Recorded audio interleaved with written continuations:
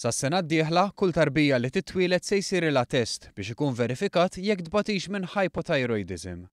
Ħabbar dan is-Segretarju Parlamentari Chris Fearn f'konferenza fl-Università ta' Malta dwar mart rari.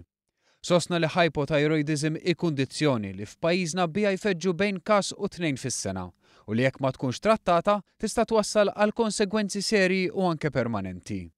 Tenna li bħalissa qed issir il-ħidma biex dan it-test sempliċi jibda jsir l-iktar kmieni possibbli. Naturalment kull tip ta' screening ġib miegħu responsabbiltajiet għax hekk inti tinduna f'kondizzjoni mbagħad ikollok il-setup li titratta.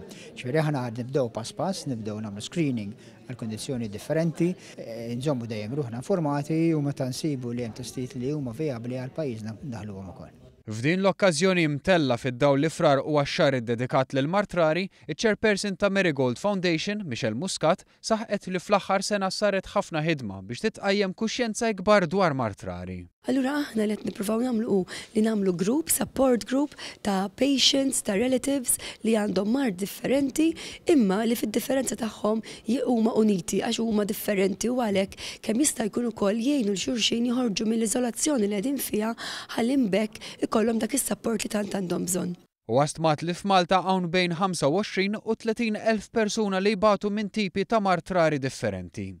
F'din l-okkażjoni ġew ppreżentati diversi studji u riċerki dwar mart rari differenti li qed isiru minn professjonisti u riċerkaturi lokali.